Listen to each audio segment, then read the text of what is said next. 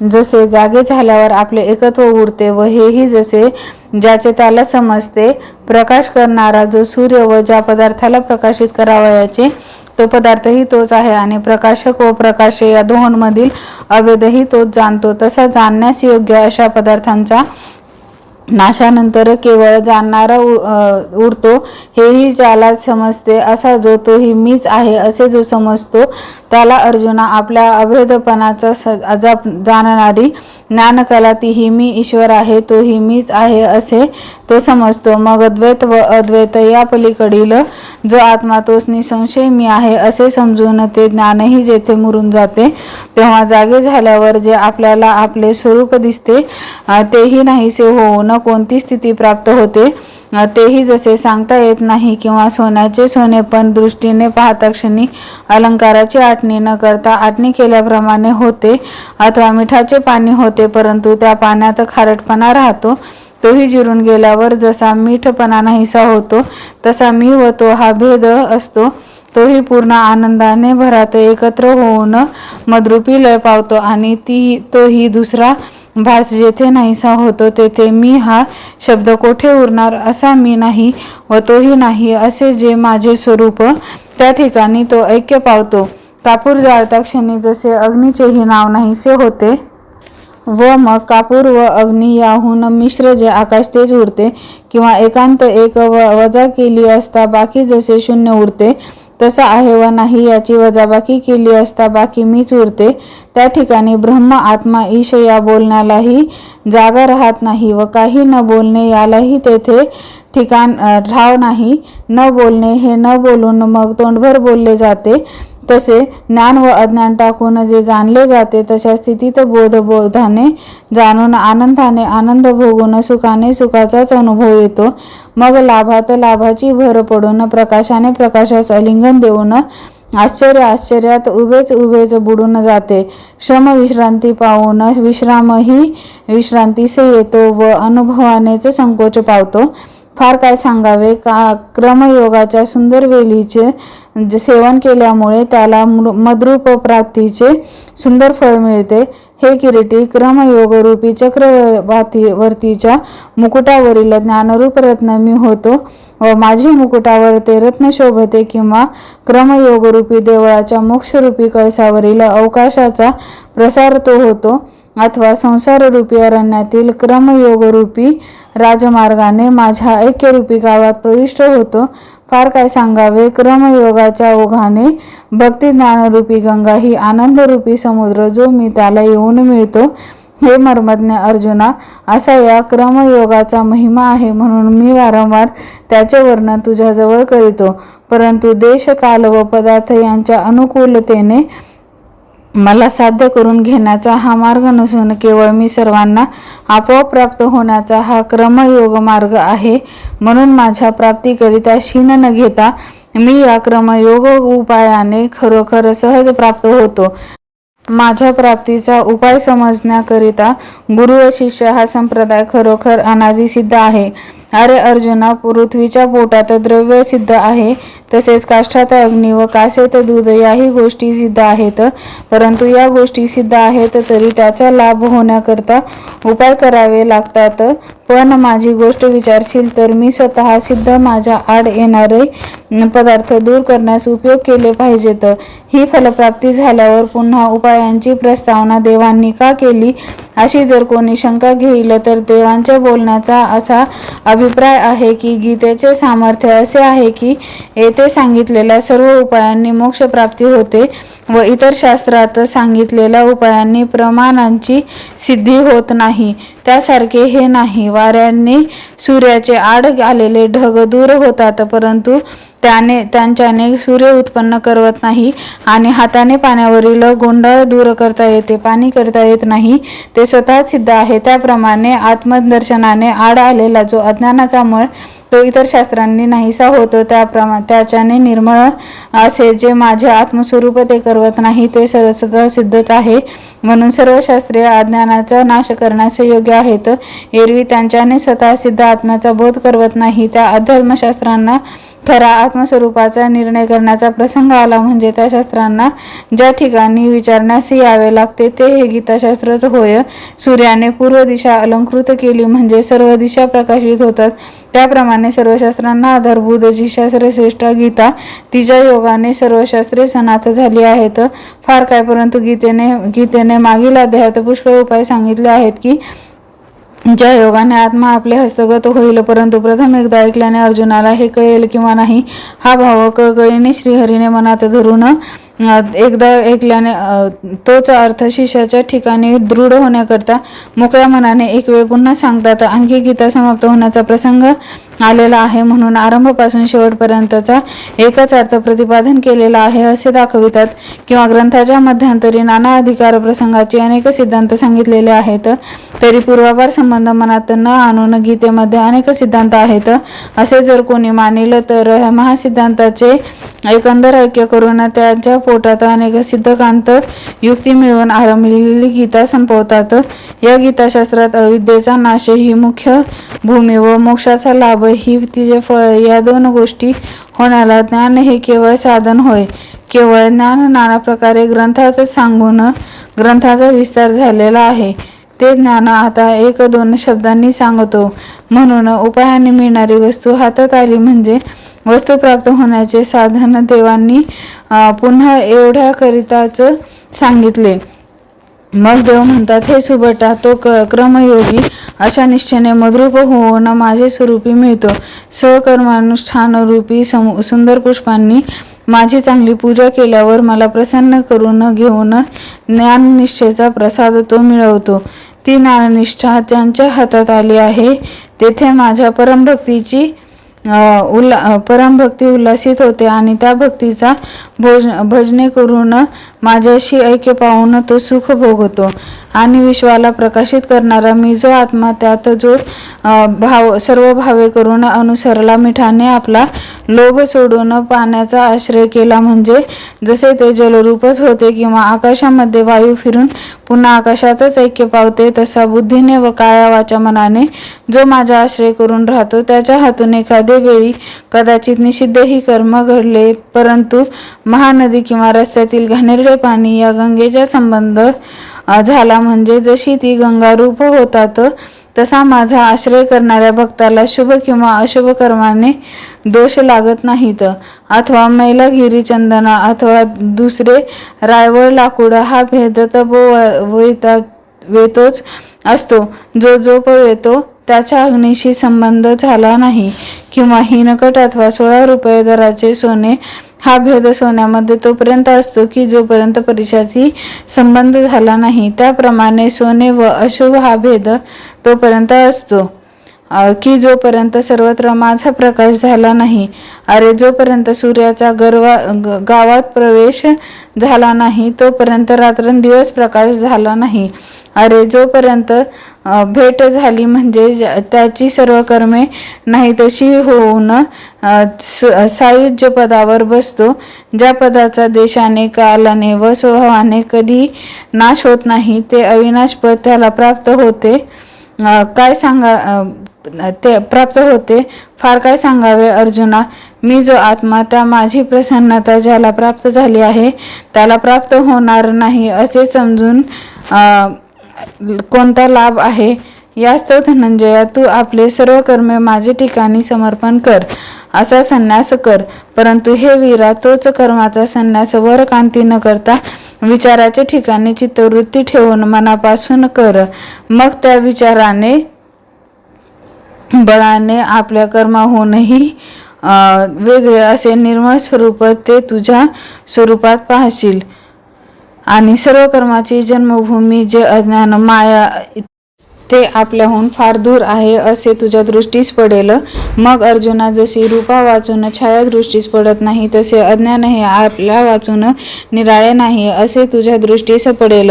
अशा ज्ञानाने अज्ञानाचा नाश झाला म्हणजे समूळ कर्माचा संन्यास अनायासाने झाला असे होईल. मग आत्म्यावर मग आत्म्यावर जो भ्रमाने कर्माचा भास दिसतो आहे तो विचाराने गेला म्हणजे शुद्ध आत्म्याचे ठाई बुद्धी प्रतिव्रता अनन्य करून स्थापन कर. अशा अनन्य योगे करून ज्या वेळेस बुद्धी माझ्या ठिकाणी प्रवेश करील त्यावेळेस चित्त हे चिंतन करण्याच्या पदार्थाचा त्याग करून माझेच भजन करते. याप्रमाणे चिंतन करण्याचे विषय टाकून सर्व काळ चित्त माझे ठिकाणी नेहमी जडून राहील असे त्वरित कर. मग याप्रमाणे अभेदरूपी सेवेने जेव्हा तुझे चित्त मद्रूप होईल तेव्हा माझा तुझ्यावर पूर्ण प्रसाद होईल असे समज. मग जी जन्म मृत्यूची सर्व दुःखाची घरे जीव मात्र भोगतो व जी अति दुर्घट आहेत तीच तुला सुखकारक होतील. सूर्यप्रकाशाच्या डोळ्याला सहाय्यता मिळाल्यावर मग अंधकाराची किंमत आहे काय? त्याप्रमाणे माझ्या प्रसादाने ज्याचा जीवपणा नष्ट झालेला आहे तो संसाररूपी बागुलाच्या भयाने भिईल की काय? म्हणून हे धनंजया, माझ्या प्रसादे करून संसार दुर्गतीपासून तू तरशील अथवा अभिमानाच्या योगाने माझे हे सर्व भाषण कानाने न ऐकशील किंवा मनावर न घेशील तर तू जरी नित्यमुक्त अव्यय आहेस तरी ते व्यर्थ होऊन देहसंबंधाचे घाव तुला सोसावे लागतील. ज्या देहसंबंधाचे ठिकाणी पदोपदी आपला घात आहे तो भोगताना कधीही विश्रांती नाही. जर माझे बोलणे न ऐकशील तर एवढा भयंकर मृत्यू न मरता तुला सोसावी लागेल. पथ्याच्या द्वेषाने जरा ज्वर वाढतो अथवा दिव्याच्या द्वेषाने जसा अंधार वाढतो तसा विवेकाच्या द्वेषाने अहंकार वाढेल. मग आपल्या देहाला अर्जुन, दुसऱ्याच्या देहाला हे माझे आप्त व यांच्याशी संग्राम करणे हेच पातक. याप्रमाणे आपल्या बुद्धीने तिघांना अशी 3 नावे ठेवून अर्जुना मी युद्ध करणार नाही असा आपले अंतःकरणात पूर्ण निश्चय केलास तर तुझा जो नैसर्गिक स्वभाव आहे तो तुझा निश्चय टिकू देणार नाही. वास्तविक विचार करून पाहिले असता मी अर्जुन व हे माझे आप्त व याचा वध करणे हे पातक ह्या सर्व कल्पना माया वाचून खऱ्या आहेत काय? अगोदर तू युद्धास तयार झाला व या युद्धाकरता शास्त्रही घेतलेस आणि आता युद्ध न करण्याची शपथ घेतोस हे योग्य आहे का? याच करता मी युद्ध करणार नाही व तुझे म्हणणे व्यर्थ होय. शिवाय लोकदृष्टीनेही तुझे म्हणणे कोणी मान्य करणार नाही तर मी युद्ध करणार नाही असा जो आपल्या मनाने निश्चय करीत आहेस तो व्यर्थ होऊन तुझी स्वकीय शास्त्र प्रकृती आहे ती तुझ्या निश्चयाने उलट तुझ्याकडून युद्ध करविल. हे पहा, पूर्वेकडे पाण्याचा ओघ चाललेला असून पोहणारा जर म्हणेल की मी पश्चिमेकडे जाईन तर त्याचे म्हणणे व्यर्थ होऊन ते पाणी त्याला ओघाकडे पूर्वेकडेच ओढून नेईल. किंवा साळीचा कण जर असे म्हणेल की मी साळीपणाचा उगवणार नाही तर ते त्याचे म्हणणे व्यर्थ होय, कारण त्याला त्याच्या स्वभावाच्या उलट जाताच येणार नाही. त्याप्रमाणे हे प्रबुद्धा, तुझी प्रकृती क्षात्रगुणाने घडलेली असल्यामुळे मी युद्ध करण्याला उठणार नाही असे म्हणशील तर ते व्यर्थ होय. तुझा क्षात्रधर्मच तुला युद्ध करण्यास उठविल. हे बघ अर्जुना, तुझ्या क्षात्र प्रकृतीने शौर्य, तेज, दक्षता इत्यादी गुण जन्मतःच तुला दिले आहेत. तर हे धनंजया, त्या प्रकृतीच्या गुणानुरोधाने युद्ध न करता स्वस्थ बसणे होणार नाही. म्हणून हे कोदंड पाणी, त्या क्षात्रगुणांनी तो बद्ध झाल्यामुळे तुला तुझ्या स्वभावाच्या विरुद्ध खरोखर जाता येणार नाही. अथवा आपल्या जन्माच्या मूळचा विचार न करता मी युद्ध करणार नाही असे आढळ व्रत धारण केलेस तर हातपाय बांधून रथावर घातलेला मनुष्य मी चालणार नाही असे जरी म्हणेल तरी तो जसा रथाबरोबर दिगंतराला जातो तसा तो आपल्याकडून मी काही करणार नाही असे म्हणून जरी स्वस्थ बसशील तरी खास तू युद्धच करशील यात संशय नाही. उत्तरोगो ग्रहणाच्या वेळी विराट राजाचा पुत्र उत्तर हा युद्धातून माघारी पळत असताना ते बृहन्नेडेचे सोंग घेतले असूनही त्याचा सारथी होऊन युद्ध का केलेस तर तो तुझा क्षत्रिय स्वभाव उगीच न बसता तुझ्याकडून युद्ध करविल. अर्जुना, त्या युद्धात 11 अक्षरोहिणी महावीर तू एकट्याने त्याचवर मोहनास्त्र घालून त्याचे वस्त्रे नागविलेस. तो तुझा क्षात्र स्वभाव तुझ्याकडून युद्ध करविल. अरे असे पहा की रोग्याला रोग आवडतो की दरिद्री यास दारिद्र्य आवडते काय? परंतु बलवान जे प्रारब्ध ते त्याचकडून भोगवितेच तर ते प्रारब्ध ईश्वर सत्तेच्या अन्यथा कधी करणार नाही. असा जो ईश्वर तो तुझ्या हृदयात वास करीत आहे. सर्व भूतांचे अंतःकरण हेच गोनी महाआकाश, त्यात ज्ञानरूपी वृत्ती हीच ज्याची सहस्त्र किरणे आहेत. त्या किरणांनी जो उदयास आलेला आहे तो ईश्वररूपी सूर्याचे जागृती, स्वप्न व सुषुप्ती हेच कोणी 3 लोक यास प्रकाशित करून विपरीत ज्ञानाने भुललेले जीव हेच वाटसरू जागृत केले. वेदोदकाच्या सरावात विषयरूपी कमले प्रफुल्लित करून पंचज्ञानेंद्रिय व 6वे मन या 6 पायांच्या जीवरूपी भ्रमराकडून त्या कमलाचे सेवन करवितो. हे सूर्याचे रूपक असू दे. सर्वांच्या हृदयात वास करणारा जो ईश्वर तोच सर्व भूतांचे अहंकार रूपी पांघरून आपले अंगावर घेऊन प्रकट आहे. जो आपल्या मायेचा आड पडदा लावून आतून एकटाच सूत्र हलवून बाहेर 84 लक्ष छायारूप चित्रे नाचवितो. तो ब्रह्मदेवापासून कीटकापर्यंत सर्व भूतमात्रांना योग्यतेनुसार देहाच्या आकारास आणतो. ज्या भूतापडे त्याच्या योग्यतेप्रमाणे जो देह मांडला तो देह मीच आहे अशा बुद्धीने तो देहरूपी यंत्रावर चढतो. सूत सुतानेच बांधावे, गवत गवतानेच बांधावे आणि आपले प्रतिबिंब पाण्यात पाहून बालक ज्याप्रमाणे भ्रमाने ते घेण्यास धावतो त्याप्रमाणे देहरूप आकाराने जो दुसरा तो मीच आहे म्हणून भ्रमाने ग्रहण करतो, अभिमान बाळगतो. या प्रकारे शरीराकार यंत्रावर भूतांना बसवून पूर्वकर्मानुरूप सूत्रे हलवितो. तेव्हा ज्या भूताचे जे स्वतंत्र प्रारब्ध सूत्र असेल ते भूत त्या गतीला प्राप्त होते. जसा वारा हा आकाशामध्ये तृणाला फिरवितो तसे धनुर्धरा सर्व भूतांना स्वर्ग व संसार यामध्ये प्रारब्ध फिरवितो.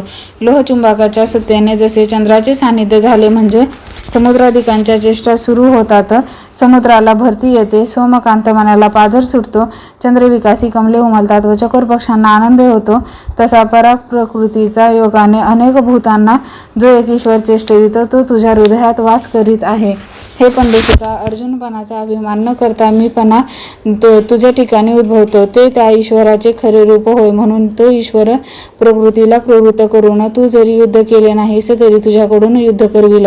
याच करता सर्वांचा स्वामी ईश्वर आहे. तो सर्व भूतांना जशी प्रकृती देतो त्या प्रकृतीनुरूप सर्व इंद्रिय आपल्याच क्रिया करतात. एवढ्याकरिता कर्माचा अभिमान न धरता त्या सगळ्या क्रिया प्रकृतीच्या अधीन आहेत असे समजून प्रकृती ज्या हृदयस्थ आत्म्याच्या स्वाधीन आहे त्या ईश्वराला जसे गंगेचे उदक समुद्राला शरण जाऊन तद्रूप होते तसा अहंकार, वाचा, चित्त व शरीर हे सर्वस्वी अर्पण करून शरण जा. मग त्या ईश्वराच्या प्रसादाने सर्वत्र शांतीरूप स्त्रीचा तू पती होऊन आनंदाने आत्मस्वरूपी रममान होशील. जे पद उत्पत्तीचे कारण, विश्रांतीचे विश्रांती स्थान व अनुभूती ज्याचा अनुभव घेते त्या आपल्या आत्मपदाचा तू राजा होऊन अक्षय सुख भोगशील असे लक्ष्मीपती श्रीकृष्ण पार्थास बोलले. हे ज्ञान गीता या नावाने प्रसिद्ध आहे व जे सर्व वेदांचे सार आहे व ज्या ज्ञानाने आत्मरूप रत्न स्वाधीन होते. वेदांत शास्त्रात ज्ञान वय नावाने जे प्रसिद्ध आहे व ज्याचे वर्णन करून जगातील सर्व शास्त्रांतना कीर्ती प्राप्त झाली. बुद्धाधिक ज्ञाने ज्या ज्ञानापुढे निस्तेज आहे व मी सर्वद्रष्टा ही ज्या ज्ञानाने समजला जातो ते हे आत्मज्ञान. सर्वांमध्ये जो मी गुप्त त्या माझेही गुप्तधन आहे व हे ज्ञानी जरी इतकेच योग्यतेचे आहे तरी तो माझा परम भक्त असल्यामुळे तुला न सांगता गुप्त कसे ठेवेल. याकरता हे पांडवा तुझ्या प्रेमभराने आम्ही तृप्त झालो म्हणून आम्ही आपला गुप्त ठेवा तुला दिला. ज्याप्रमाणे मुलाच्या प्रेमाने आई भुलून जाते आणि त्याच्या उद्देशाने प्रेमभरित भाषण करते त्याप्रमाणे आमचे तुझ्यावरील प्रेम तसे कसे करू देणार नाही. आकाश सर्वाहून सूक्ष्म असूनही ते जसे गळून घ्यावे, अमृत आत बाहेर गोड असूनही त्याची जशी साल काढावी अथवा दिव्याकडून जसे दिव्य करवावे, ज्या सूर्याच्या अंगप्रकाशाने पाताळांतही परमाणुही दिसतो त्या सूर्याच्या डोळ्यातही अंजन घालावे तसे मी सर्वत्र असून व सर्वांचा विचार करून जे माझे खात्रीस उत्तम आहे. हे धनंजया तुला ज्ञान सांगितले. आता तू पुढे या ज्ञानाचा नीट विचार करून निश्चय कर आणि निश्चय झाल्यावर तुला वाटेल ते कर. हे देवांचे भाषण ऐकल्यावर अर्जुन स्तब्ध राहिला. ते पाहून देव म्हणाले, तू खरोखर अवंचक व आत बाहेर न करणारा आहेस. वाढणारा वाढीत असताना भुकेलेला मनुष्य जर लाजून पुरेपुरे म्हणेल तर क्षुधेची पीडा आपण सोसून वंचकपणाचा दोषही त्याचवर येतो. त्याप्रमाणे सर्वज्ञ असा श्री गुरु भेटल्यावर बीड धरून आत्मस्वरूपाचा विचार जर न विचारशील तर आपला लाभ आपणच गमवून वंचना केल्याचे पातकही त्यालाच लागते व तो आपला खरोखर लाभास अंतरतो. परंतु अर्जुना तुझा स्वस्थ राहण्याचा असा अभिप्राय आहे की तुला आणखी एक वेळ ज्ञान पूर्णपणे सांगावे. तेव्हा पार्थ म्हणाला, हे प्रभो, आपण माझ्या मनातील गोष्ट खरोखर जाणली मिळली हे म्हणवयास कशास पाहिजे, कारण तुमच्या वाचून दुसरा कोणी जाणता आहे काय? तुमच्या वाचून सर्व जग तुमचे जाणण्याची वस्तू असून त्या सर्वांना जाणणारे तुम्ही आहा. मग सूर्याला सूर्य म्हणून त्याची वाखाणणी काय करावी? हे अर्जुनाचे बोलणे ऐकून भगवान श्रीकृष्ण म्हणतात, या तुझ्या बोलण्याने थोडे वर्णन झाले असे समजतोस की काय? तर आणखी एक वेळ अवधान चांगले विस्तीर्ण करून माझे निर्मळ वचन ऐक. हे वचन वाच्य आहे म्हणून बोलावे किंवा श्राव्य आहे म्हणून ऐकावे असे नसून हे केवळ ब्रह्मस्वरूपच आहे, परंतु तू भाग्यवान असल्यामुळे तुला हे प्राप्त झाले आहे. हे धनंजया, कासवीच्या दृष्टीला पिले पाहता क्षणीच पान फुटतं आणि ती तृप्ती होते किंवा आकाश हे जातकाच्या पक्ष्यांकरिता सर्व काळ पाणी पोटात बाळगते. म्हणूनच जो व्यवहार जेथे घडत नाही त्याचे फळ तेथेच प्राप्त होते. याचे कारण काय म्हणून विचारशील तर अनुकूल दैव असल्यावर कोणता लाभ होणार नाही. बाकी हे रहस्य किती दुर्लभ आहे ते सांगता येत नाही, कारण द्वैताचा भाव टाकून ऐक्याचे घरामध्ये भोगण्यासारखे हे रहस्य आहे. हे प्रियोत्तमा, उपचाररहित असे जे आमचे प्रेम, त्या प्रेमाला जो तू विषय झाला आहेस तो तू दुसरा कोणी नसून माझा आत्माच आहेस असे समज. अर्जुना, आरशाला वारंवार स्वच्छ करून पुसावयाचे ते आरशाकरिता नसून स्वस्वरूप सख्य आपल्याकरिताच भोगण्याकरता आपण ते करतो. त्याप्रमाणे पार्थ, तुझी उगीच निमित्त करून मी आपल्याच करिता बोलतो. तुझ्या व आमच्यामध्ये काही दुजेपणा आहे का? याकरिता आमच्या अगदी जीवींचे गुह्य तुला मी सांगतो, कारण एकनिष्ठ भक्ताचे आम्ही भुकेलेलो आहोत. हे पंडूसुता, जसे मीठ जलाला आपलेपणा सर्वस्वी देते व तत्स्वरूप होण्यास लाजत नाही, त्या प्रकारे तू माझ्याशी भेद ठेवीत नाहीस, तर मी तरी तुला चोरून गुप्त गोष्ट कशी ठेवू? म्हणून जेवढी गुह्ये म्हणून आहेत तेवढी सर्व ज्या आमच्या गुह्य वचनापुढे उघडी पडतात ते माझे निर्मळ गुह्य वचन ऐक. तर वीरा अर्जुना, तुझे अंतर्बाह्य मानसिक व शारीरिक असे जे सर्व व्यापार होतील त्यांना मी जो सर्व व्यापक तोच विषय कर.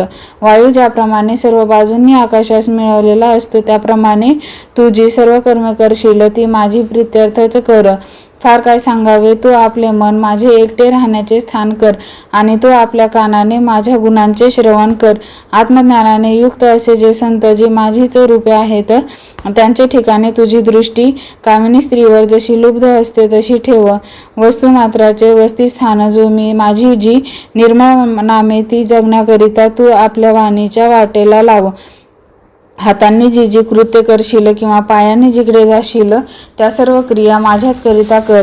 आपल्या किंवा दुसऱ्याच्या उपयोगी पडणाऱ्या ज्या ज्या क्रिया करशील त्या अर्जुना माझ्या ठिकाणी अर्पण करून माझा याज्ञिक हो. आता एक एक अशी किती गोष्ट शिकू, तर आपल्या ठिकाणी सेवक भाव मानून जे तुला सर्वत्र दृष्टीस पडते ते सर्व मद्रूप आहे असे समजून त्याचे सेवा कर.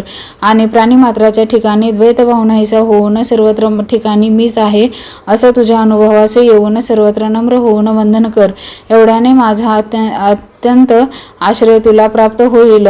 मग सर्व जगतास तिसरेपणा नाहीसा होऊन देवभक्ताचा माझा व तुझा एकांत झालेला पाहशील. मग वाटेल त्या स्थितीत पाहिजे त्या वेळेस मी तुला व तू मला भोगशील असे अत्यंत व सहज सुख वाढेल.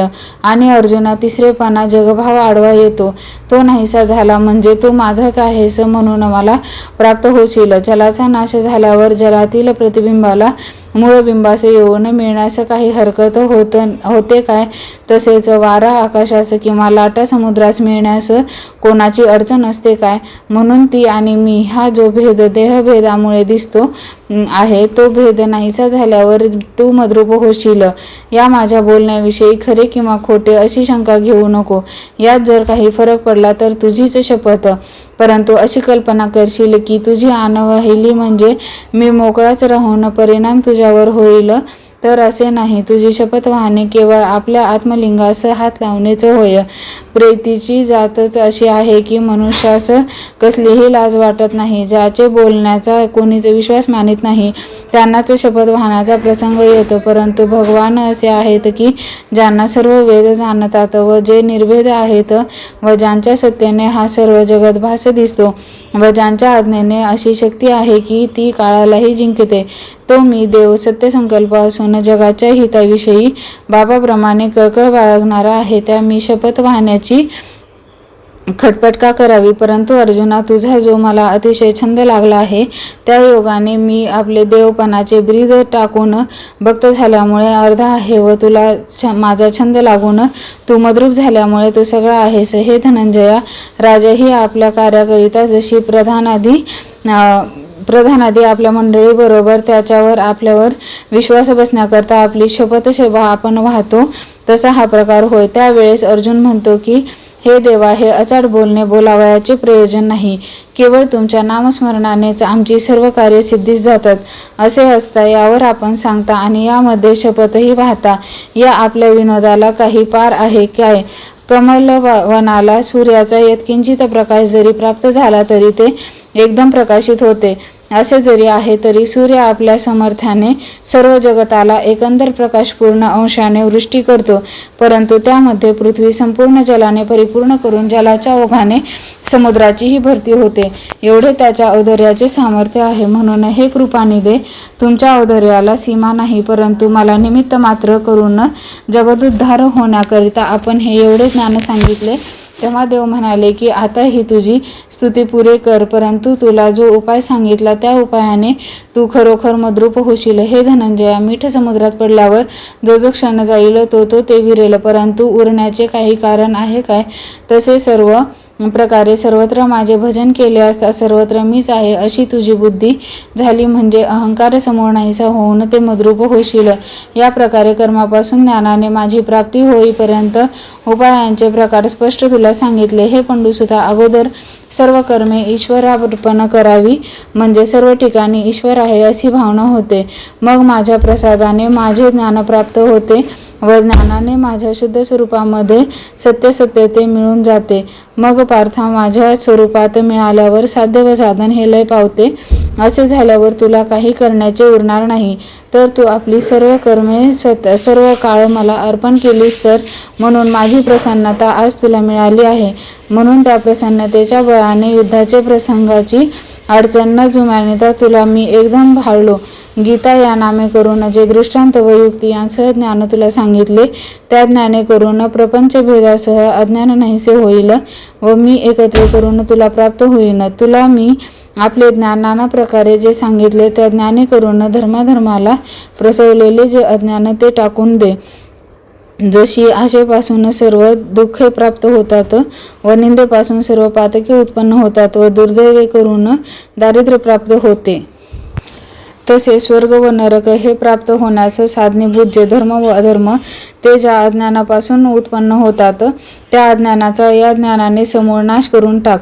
ज्या दोरावर सर्पाचा भास झालेला असतो तो दोर हातात घेतल्यावर मग जसा सर्पभ्रम नाहीसा होतो अथवा झोप गेली म्हणजे स्वप्नातील घरादारांसुद्धा प्रपंच नाहीसा होतो अथवा कावीळ नाहीशी झाल्यावर चंद्राचा पिवळेपणा जसा नाहीसा होतो अथवा व्याधी दूर झाल्याने तोंडाचा कडूपणा नाहीसा होतो, अरे दिवस नसला म्हणजे मृगजळ जसे आपोआप नाहीसे होते किंवा काष्टाचा त्याग केला म्हणजे अग्नीचा जसा त्याग होतो, तसे धर्माधर्माचे बंड भासविणारे जे अज्ञान ते टाकलेस म्हणजे सर्व धर्म आपोआप जातील. मग ते अज्ञान नाहीसे झाले म्हणजे मी सहज एकटाच उरेन. जसे निद्रा व तिच्यापासून भासलेले स्वप्न यांसुद्धा निद्रा केली म्हणजे मनुष्य आपला आपण एकटा उरतो, तसा माझ्याशिवाय याला भिन्न भिन्न दुसरा काही भाव उरत नाही.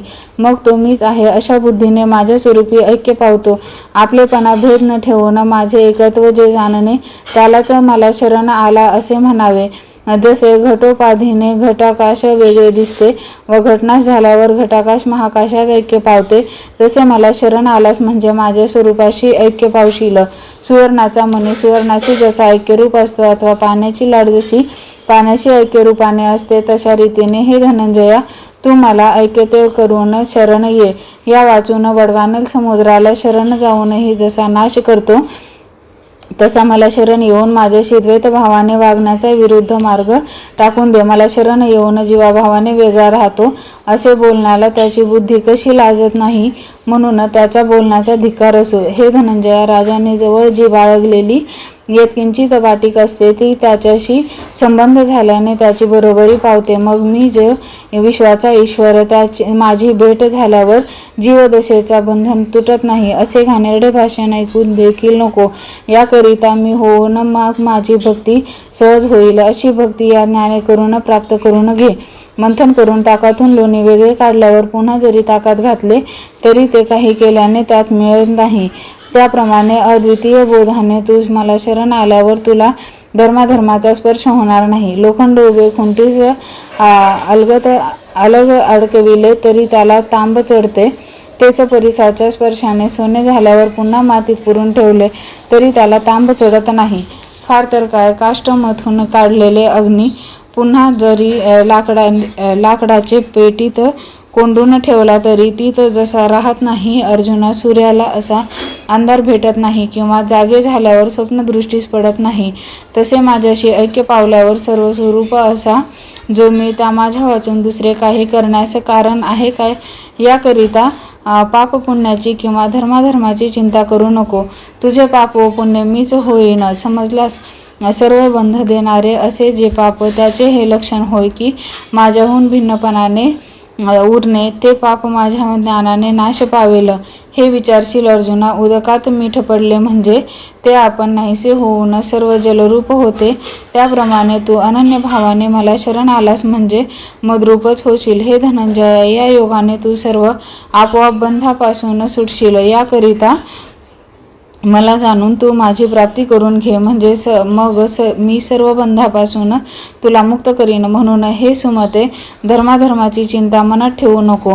हे अद्वितीय जो मी, त्या मला जाणून शरण घे. त्याप्रमाणे सर्व स्वरूपाचे रूप, सर्व दृष्टीचा दृष्टी व सर्व देशांचे वस्तीस्थान असे जे श्रीकृष्ण भगवान ते बोलले. मग श्यामसुंदर मूर्ती जो श्रीकृष्ण भगवान त्यांनी आपला भूषणयुक्त उजवा हात पुढे करून आपल्या शरण आलेला जो भक्तराज अर्जुन त्याला वर घेऊन आलिंगन दिले. ज्या स्वरूपाला प्राप्त न होता शब्द व बुद्धी यास मागे ओढून बोलणे माघारी फिरते, असे जे बुद्धीला व शब्दाला आकलन न होणारे स्वरूप, ते स्वरूप देण्याकरिता देवांनी आलिंगनाचे निमित्त केले. अर्जुनाचे व आपले हृदय देवांनी मिळवून आपले हृदयातील ज्ञान व त्यांच्या हृदयात घातले आणि देवभक्तांचे द्वैत न मोडता अर्जुनास आत्मरूप केले. एका दिव्याने दुसरा दिवा लावल्यावर जसे द्वैत कायम राहून ऐक्य मोडत नाही, तसा प्रकार या आलिंगनाचा होऊन द्वैत न मोडता पार्थाला आपलेपणा दिला. मग त्यावेळेस अर्जुनाला त्या आनंदाचे सुखाचा जो पूर आला, त्या पुरात भगवान सर्व व्यापक आहेत तरी तेही बुडून गेला. समुद्राचे समुद्र मिळाल्यावर पाणी दुप्पट वाढून पुरवणीला आकाश घ्यावे लागते, तसे श्रीकृष्ण व अर्जुन यांच्या आलिंगनाचे प्रेम दोघांनाही आवरेना. ते कोणी जाणावे? फार काय सांगावे? सर्व विश्व नारायण रूप होऊन गेले. याप्रमाणे वेदांचे मूळ सूत्र आणि ज्याच्या श्रवण पठणाचा सर्वांना अधिकार आहे असे पवित्र हे गीतशास्त्र श्रीकृष्णांनी प्रकट केले. या ठिकाणी गीतशास्त्र हे वेदांचे मूळ आहे असे कसे तुमच्या बोधास आले असे म्हणाल तर, ज्या कारणांनी ते आमच्या बोधास आले ती प्रसिद्ध कारणे सांगतो असे ज्ञानेश्वर म्हणाले.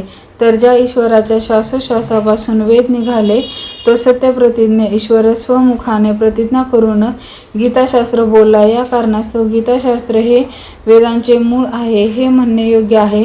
व याविषयी आणखीही एक कारण आहे की जे वृक्षस्वरूपाने नसून त्याचा विस्तार जेथे अंतर्गत असतो ते त्या झाडाचे बीज होय, अशी जगात मन आहे.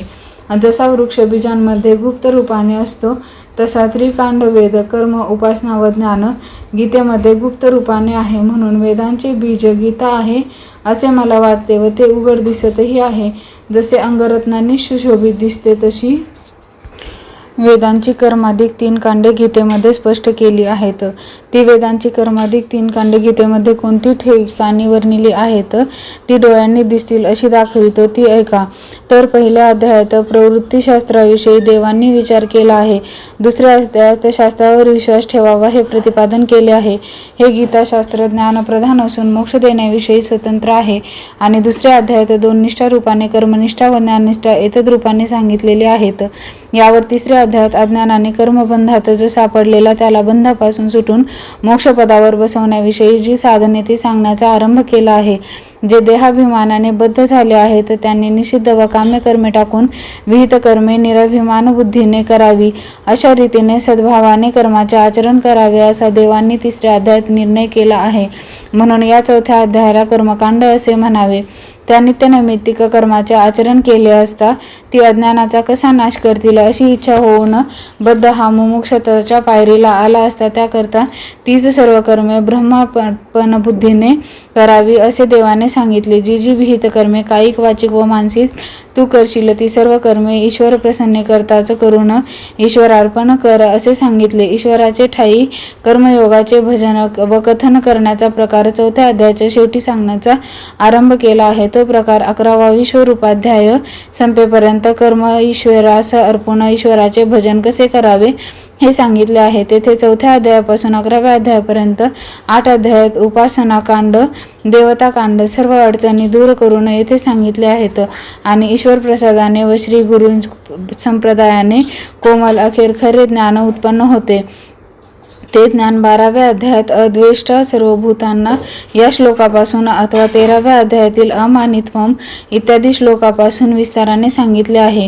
म्हणून 12वा अध्याय हा ज्ञानकांडातच धरला आहे. त्या 12व्या अध्यायाच्या आरंभापासून 15व्या अध्यायाच्या अखेरीपर्यंत 4 अध्यायात ज्ञानफल आणि त्याची सिद्धी याचे निरूपण झालेले आहे. म्हणून 15व्या अध्यायाच्या शेवटपर्यंत या 4 अध्यायांनी येथे ज्ञानकांड सांगितले आहे. अशा प्रकारे कर्म, उपासना व ज्ञान या कांडत्रयांचे निरूपण करणारी ही गीता गीता नसून एक लहानशी गोजिरवाणी श्रुतीच आहे आणि ती निरूपण करणारी ही गीता नसून एक लहानशी गोजिरवाणी श्रुतीच आहे आणि ती गीता पद्यरूप रत्नांची लेणी लावली आहे. हे असो, अशी जी ही कांडत्रयात्मक श्रुती ती मोक्षरूप फळ अवश्य घ्या डांगोरा पीठित आहे. त्या ज्ञानाच्या साधनाने सदैव वैर करणारा जो अज्ञान वर्ग तो 16व्या अध्यायात सांगितलेला आहे. त्याच शत्रूला शस्त्राच्या साह्याने जिंकावे अशी आज्ञा या अध्यायात केली आहे. तो 17वा अध्याय होय. अशा प्रकारे पहिल्या अध्यायापासून 17व्या अध्यायाच्या अखेरीपर्यंत आपले श्वासापासून झालेल्या वेदांचे देवांनी निरूपण केले आहे. त्या सर्व अध्यायांच्या तात्पर्यार्थ ज्या 18व्या अध्यायात आहे तो हा शेवटच्या अध्याय या सर्व अध्यायांचा कळस आहे. अशा प्रकारे 700 श्लोकांच्या संख्येने सिद्ध झालेला हा श्रीमद भगवद्गीता प्रबंध मूर्तिमंत वेद असून औदार्याने वेदापेक्षाही श्रेष्ठ आहे. वेद संपन्न खरा, परंतु त्याच्यासारखा कृपण दुसरा कोणी नाही. कारण तो ब्राह्मण, क्षत्रिय व वैश्य या 3 वर्णांच्याच कानी लागला. त्याने आपले हृद्गद कानात सांगतो. याशिवाय जो स्त्री शूद्राधिक जीव संसार व्यथेने पीडित झालेला आहे त्याचा रिघाव होण्याला सवडच नाही असे म्हणून तो स्वस्थ बसला आहे. तर ज्ञानेश्वर म्हणतात, मला असे दिसते की तो आपला मागील उणेपणा जाऊन आपल्यास सत्कीर्ती मिळावी या हेतूने वाटेल त्याने आपले सेवन करावे. म्हणून हा वेदच गीता रूपाने प्रकट झाला आहे. कारण असे पहा, वेद सुलभ झाला नाही का की तो अर्थाने मनात प्रवेश करतो, श्रवण मिशाने कानात शिरतो व जप मिशाने मुखात राहतो.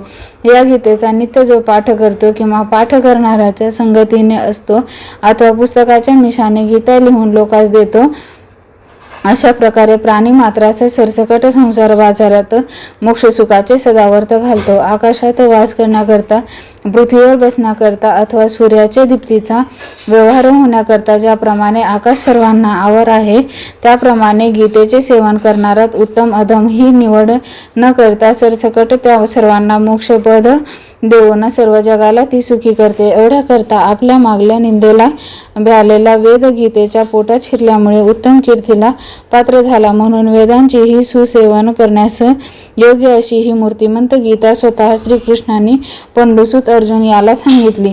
परंतु वासराचे प्रीतीकरिता सर्व घरादाराला गाईच्या दुधाचे सुख मिळते, त्याप्रमाणे अर्जुनाच्या निमित्ताने सर्व जगाचा उद्धार झाला. चातकाची कळकळ मनात बाळगून मेघ पाण्याची वृष्टी करतो. त्या वृष्टीने सहज सर्व जगाचे जसे सांत्वन होते अथवा एकनिष्ठ जे कमल त्याला प्रफुल्लित करण्याकरता वारंवार सूर्य उदयास येतो, परंतु तेवढ्याने त्रिभुवनातील सर्व प्राण्यांच्या डोळ्यांना प्रकाश मिळाल्यामुळे सुख होते. या न्यायाने श्रीकृष्णांनी अर्जुनाच्या मिषाने गीता प्रकाशून जगाचे संसार एवढे मोठे ओझे हलके केले. सर्व शस्त्ररूपी रत्नांचे तेज या 3 लोकात प्रकट करणारा लक्ष्मीपती जो श्रीकृष्ण, त्याचे मुख हेच कोणी आकाश, त्या आकाशामध्ये गीताशास्त्र हा सूर्य उगवला नाही काय?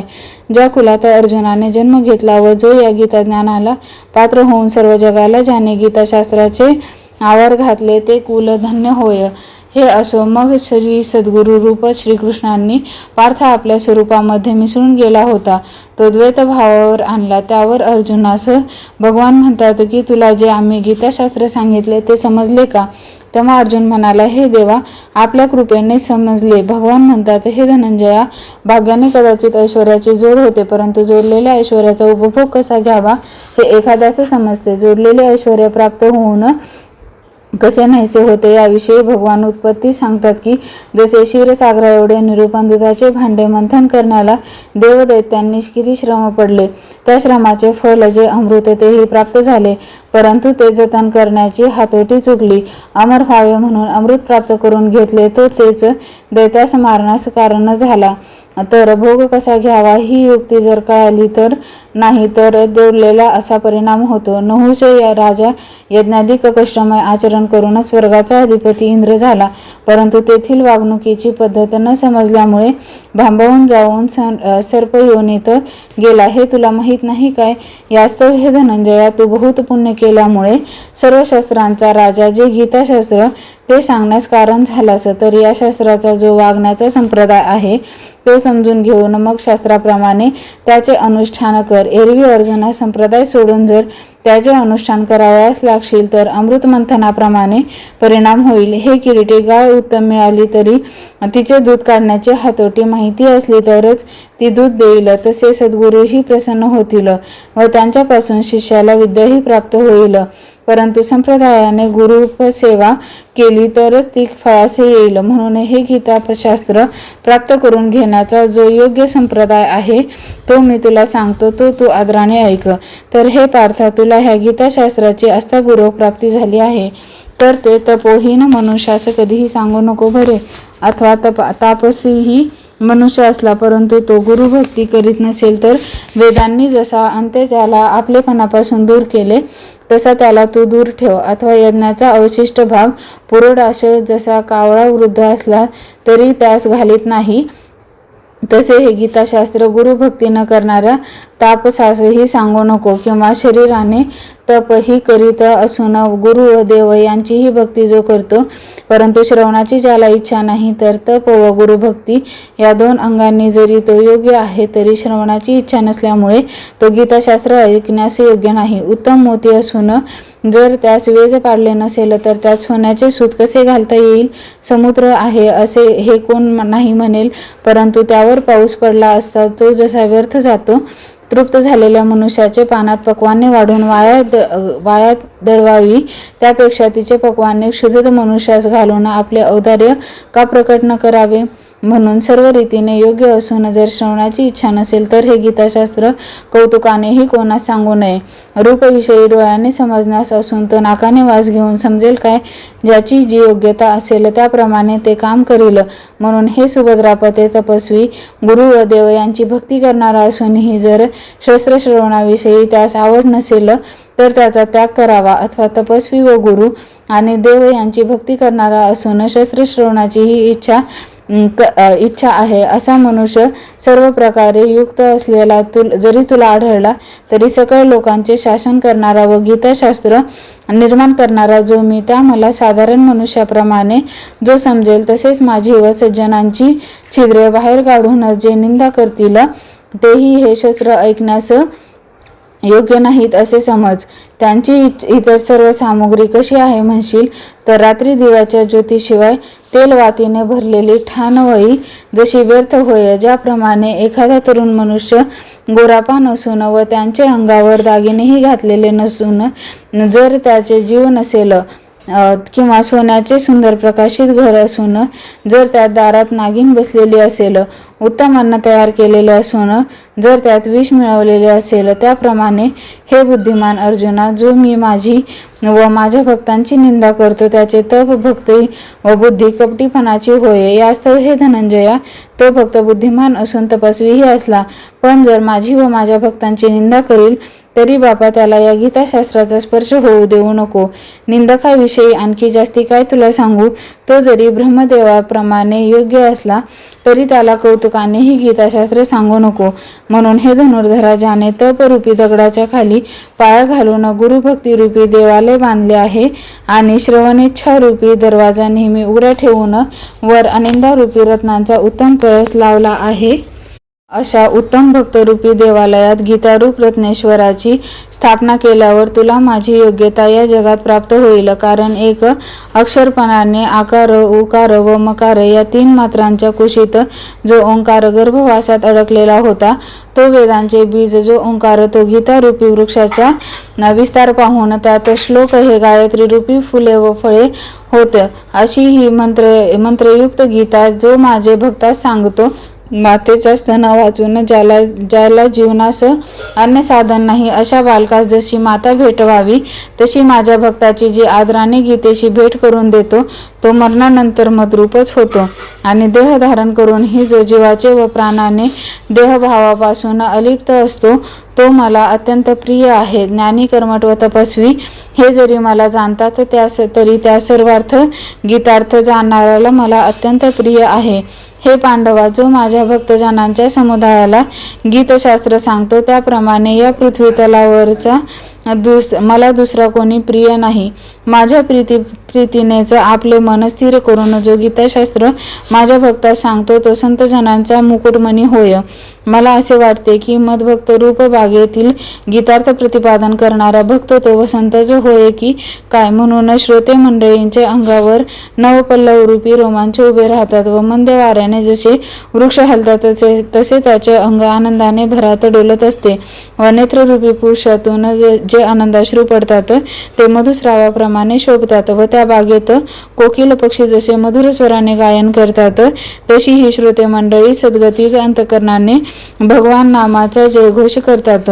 किंवा चंद्र गगनात उगवल्यावर चकोर पक्षाच्या जन्माचे सार्थक्य होते, अथवा नवीन मेघ मोराला ओ देतच येतात की काय, तसा माझे प्राप्तीवर नजर ठेवून जो संतांच्या समुदायात गीतापद्यरूपी रत्नांचा वर्षाव करतो, मग अशा योग्यतेचा आवडता भक्त पाहू गेले असता मागे मिळाला नाही व पुढेही मिळणार नाही. अर्जुना, याप्रमाणे जो गीतेच्या अर्थाची संतजनास मेजवानी करतो, त्याला मी आपले हृदयात धारण करतो.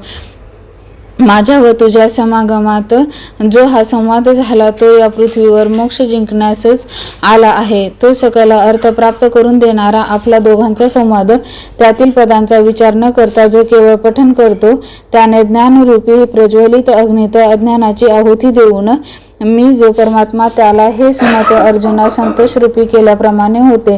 गीतेच्या अर्थाचा अनुभव घेऊन जो शोधक ज्ञानी आहे, ते जी योग्यता पावतात, तीच योग्यता गीतेचे गायन करणारे व वर्णन करणारे यांनाही प्राप्त होते. गीतेचे पठन करणाऱ्यास गीतेचा अर्थ जाणणाऱ्याप्रमाणेच फलप्राप्ती होते. कारण गीता माऊली जवळ जाणते व नेणते मूल असा भेद नाही. आणि सर्वत्र निंदा सोडून शुद्ध हस्तेने जो गीतेच्या श्रवणावर श्रद्धा ठेवतो, त्याच्या कानात गीतेची अक्षरे पडल्याबरोबर हातोहात पातके पळून जातात. जसा अरण्यात अग्नी सहज शिरला म्हणजे तेथे वंचरे व पशुपक्षाधिक दाही दिशा पळून जातात, अथवा उदयाचलावर सूर्य उगवला म्हणजे जसा आकाशात अंधकार नाहीसा होतो, तसा गीतेचा घोष कानाच्या महाद्वाराने अंतःकरणात गेल्यावर सृष्टी उत्पन्न होण्याच्या अगोदरची ही पापे नाही तशी होतात. अशा रीतीने सर्व कुल पवित्र होऊन तो पुरुष केवळ पुण्यरूपच होतो. याप्रमाणे त्याला अलभ्य लाभ होतो. या गीतेची जितकी अक्षरे कर्णद्वाराने अंतःकरणात प्रवेश करतील, तितके अश्वमेध केल्याचे पुण्य लागते. म्हणून गीतेच्या श्रवणाने पापे नाही तशी होऊन धर्माची वृद्धी होते व त्या योगाने शेवटी स्वर्गाचे राज्य उपभोगास मिळते. असा जो पुरुष तो माझ्या प्राप्तीचा पहिला मुक्काम स्वर्गलोकी करून तेथे वाटेल तोपर्यंत सुख भोगून नंतर मलाच येऊन मिळतो. हे धनंजया, अशी गीता ऐकणारासच व गीतेचे पठन करणारासच फार काय सांगावे, पण आनंद स्वरूपी जो मी ते मद्रूप फल गीता त्याला प्राप्त करून देते. यास्तव या गोष्टी असू दे, परंतु ज्या करण्याकरता हे गीताशास्त्र सांगण्यास मी आरंभ केला ते तुझे काम झाले काय? तर पांडवा सांग बरे, ह्या गीताशास्त्रातील सर्व सिद्धांत तुझ्या मनात पूर्णपणे ठसले आहेत काय? आम्ही जसे ज्या रीतीने हे सिद्धांत कानांच्या स्वाधीन केले तसे त्यांनी तुझ्या चित्ताचे स्वाधीन केले ना? अथवा त्यांनी कानांनी मध्येच वाटेत पाडले किंवा तू चालढकल करून झुगारून दिलेस? जसे आम्ही ते सांगितले तसेच जर तुझ्या हृदयात त्यांनी पोचते केले असतील तर जे मी तुला आता पुसेन ते सत्वर सांग. तर तुझ्या अज्ञानापासून मागे उत्पन्न झालेले व ज्याने तुला भूल पाडली तो मोह तुझ्याजवळ आता आहे किंवा नाहीसा झाला? इतकेच नव्हे तर सांग बरे, तुझ्या ठिकाणी पुण्य व पापही काही तुला दिसतात काय? पार्थ निजानंदैक रूपात निमग्न होऊन जाईल म्हणून या प्रश्नांच्या निमित्ताने देवांनी भेदबुद्धीवर आणला. पार्थ पूर्ण ब्रह्मरूपी झाला तर आपले पुढील कार्य साधणार नाही, म्हणून श्रीकृष्णनाथांनी त्याला भेददशेची मर्यादा उल्लंघू दिली नाही. एरवी सर्वज्ञ जो श्रीकृष्ण त्याला आपले करणे समजले नव्हते काय? परंतु या कारणाकरिताच त्याच्या अर्जुनास प्रश्न केला. याप्रमाणे प्रश्न करून नाहीसे झालेले अर्जुनपण आणून अर्जुन पूर्ण दशेस आला किंवा नाही हे त्याच्या मुखातून बोलविले. मग पूर्णचंद्र हा क्षीराब्धीला सोडून आकाशातील तारकापुंजास सुशोभित करीत आहे असे दिसले तरी तो जसा क्षीराब्धीपासून वेगळा नाही तसा मी ब्रह्म झालो आहे हे विसरून मग सर्व जग ब्रह्मरूपी आहे हेही विसरून ब्रह्म पण आपोआप विरघळले. अशा रीतीने ब्रह्माची स्मृती ठेवून वागणारा व ब्रह्माच्या विस्मृतीने ब्रह्मरूपीच असणारा तो अतिकष्टाने मी अर्जुन आहे असे समजून देहस्थितीवर येऊन उभा राहिला. मग हातपाय कापावयास लावून अंगावरील उभे राहिलेले रोमांच दडपून घामाचे बिंदू जिरवून प्राणवायूच्या वाढल्याने डोलत असलेला अंगास अंगाचाच टेका देऊन व कंठ सद्गतीत झाला होता तो हे सर्व विकार त्याने आत जिरून टाकले. दोन्ही नेत्रातून प्रेमाश्रुधारा चाललेल्या आवरून मग पुसून टाकल्या. नाना प्रकारच्या उत्कंठाच्या भराने कंठ दाटत होता. त्या उत्कंठा हृदयात दाबून व वाचा जी वितळली होती ती सावरून प्राणक्षोभ झाला होता तोही सावरला आणि श्वासोश्वासाची गती विपरीत झाली होती ती पूर्ववत सावरली. मग अर्जुन देवास म्हणाला की तुम्ही मला मोहाची अजून आवड आहे की काय असे विचारले. तर तो आपल्या कुटुंबासह ठाव ठिकाणा सोडून गेला. सूर्य जवळ आल्यावर डोळ्याला अंधार दृष्टीस पडतो की काय हे म्हणणे कोणत्या गावी शोभले? तसे हे श्रीकृष्णराया तुम्ही आमच्या डोळ्यास प्रत्यक्ष दर्शन दिल्यावर ते मोहाच्या नाशास पुरे होणार नाही काय? तशात तुम्ही आईपेक्षाही अतिप्रेमाने जे कोणत्याही प्रयासाने दुसरे कोणापासून समजणार नाही तर ते ज्ञानविस्ताराने सांगितले. आता मोह अद्याप आहे किंवा नाहीसा झाला असे तुम्ही विचारता तर तुमच्याशी एकरूप झाल्यामुळे मी आज कृतार्थ झालो आहे. मी अर्जुन आहे अशा अभिमानाने मोहात गुंतलो होतो तो तुमच्या रूपाशी ऐक्य पावल्यामुळे मुक्त झालो. म्हणून आता पुसणे किंवा सांगणे या दोन्ही गोष्टी आपोआप नाही तशा झाल्या. तुमच्या प्रसादाने आत्मबोधाची प्राप्ती झाल्यामुळे माझा मोह समूळ नाहीसा झाला. आता ज्या द्वैतामुळे क्रिया करणे अथवा न करणे हे भाव उत्पन्न होत होते ते द्वैत मी जाणत नसून त्या जगतात तुम्हाशिवाय दुसरे काही जाणत नाही. याविषयी माझ्या ठिकाणी संशय बिलकुल राहिला नाही. तर खरोखर जेथे कर्म उरत नाही ती ब्रह्मस्थिती मी पावलो आहे. तुमच्या योगाने मला माझे स्वरूप प्राप्त होऊन माझे कर्तव्य समूळ नाहीसे झाले. परंतु हे प्रभो तुमच्या आज्ञेशिवाय मला काहीही दुसरे करावयाचे नाही. कारण जे दृश्य प्राप्त झाले असता दृश्यभावाचा नाश होतो ते द्वैत गुरु शिष्यभाव नाहीसा करते. जे एक असून सर्व देश व्यापून राहते ज्यांचा संबंध झाला असता सर्व बंध नाही तसे होतात. ज्याच्या आशेने आशा कुंठित होते व ज्याची भेट झाली असता सर्वत्र आत्मस्वरूपच दिसते ते तुम्ही माझी सद्गुरु मूर्ती आहात की जी एकटेपणापासून सहाय्य करते व जिच्यावरून अद्वैताचा बोध ओवाळून टाकावा आणि जे आपणच ब्रह्म होऊन चांगले व वाईट कर्म नाहीसे करता आणि मग ज्याची निसीम सेवा करावी गंगा समुद्राची सेवा करावयाची गेली असता समुद्राची व तिची गाठ पडल्यावरती समुद्र स्वरूपच झाली. त्याप्रमाणे ज्यांनी आपल्या भक्तांना आत्मपदाचा आपला शेलका वाटा दिला ते तुम्ही हे श्रीकृष्णा भेदरहित सेवा करण्यास योग्य असे माझे सद्गुरू आहात. म्हणून हाच ब्रह्ममय होण्याचा मजवर आपला उपकार आहे असे समजा. जे तुमच्या व माझ्या एकरूपतेचा आडभेदाचे प्रतिबंधक कवाड होते ते तुम्ही नाहीसे करून उत्तम अशा सेवा सुखाची जोड करून दिली. तर सर्व देवांचे राजे ते तुम्ही, ते मला जी आज्ञा कराल ती मी पाळीन. फार काय वाटेल त्याविषयी मला आज्ञा करा. हे अर्जुनाचे भाषण ऐकून देव सुखाने अतिहर्ष पाहून प्रेमाने नाचू लागले आणि म्हणाले की या विश्वरूप फळाला मला अर्जुन हे एक फळच उत्पन्न झाले. पूर्ण कलेने युक्त असा आपला मुलगा जो चंद्र त्याला पाहून क्षीरसागर मर्यादा विसरत नाही, असे संवादरूपी भोल्यावर हृदयस्थ खुनेने श्रीकृष्ण भगवान व अर्जुन या दोघांचे लग्न लागलेले पाहून संजय तल्लीन झाला. अशा रीतीने प्रेमाचा घईवर आल्यामुळे संजय धृतराष्ट्र राजास म्हणाला की हे राजानं, केवढे आपले दोघांचे नशीब थोर आहे की श्रीव्यासांनी आपले अशा समयास रक्षण केले. आज पहा की तुम्हाला व्यावहारिक दृष्टी ही नसून ज्ञानदृष्टी आपल्यास सहज प्राप्त झाली आणि रथ चालविण्याकरता व त्यांच्या घोड्याची परीक्षा करण्याकरता मला ठेवलेले असून मला कृष्ण अर्जुन यांचा संवाद ऐकण्याचा प्रसंग आला.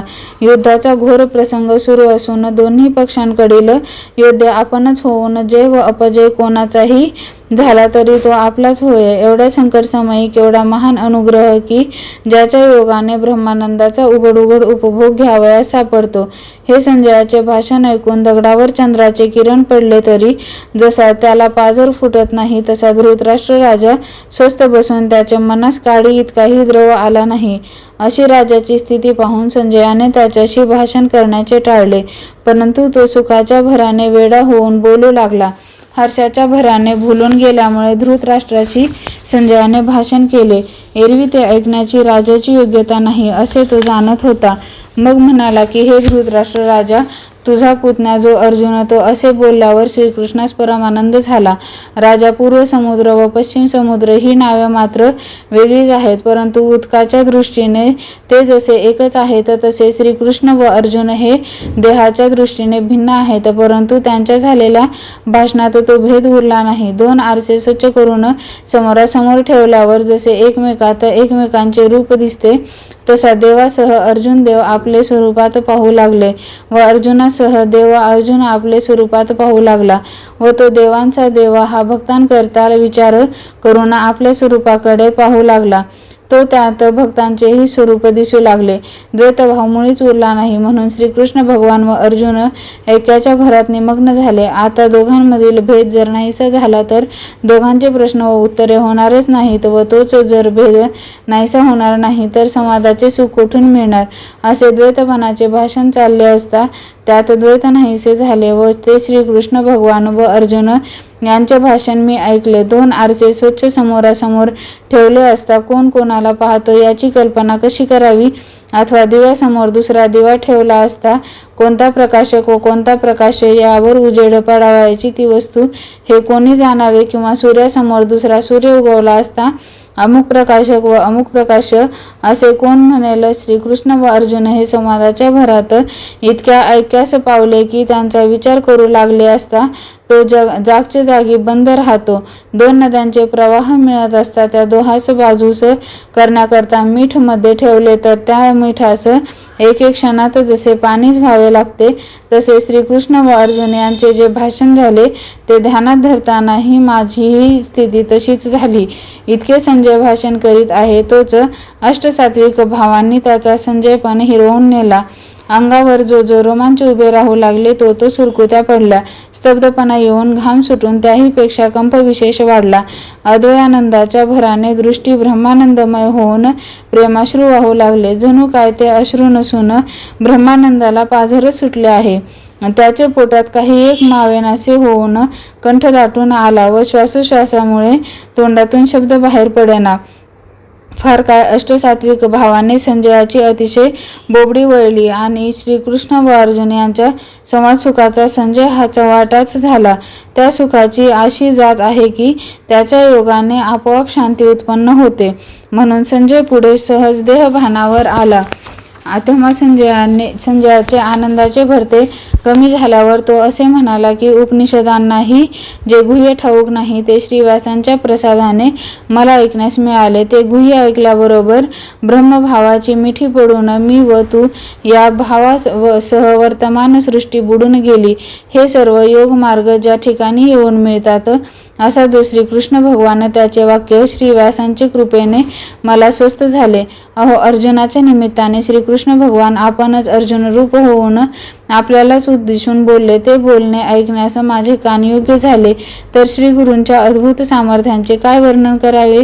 संजय धृतराष्ट्र राजास इतके बोलून पुन्हा विस्मय पावला व त्याचा संजयपणाचा आठव मोडला. जशी रत्नाची प्रभा घटकेत चमकते व घटकेत बंद पडते, हिमालय पर्वतावरील सरोवरातील पाणी चंद्रोदय होताच गोठून ती स्फटिक मण्यांसारखीच दिसतात व तीच सूर्योदय झाला म्हणजे विरघळून पूर्ववत होते, तसा संजय देहभानावर आल्यावर श्रीकृष्णार्जुनांचे संवाद त्याचे चित्तात आठवण होण्याबरोबर विस्मय होईल.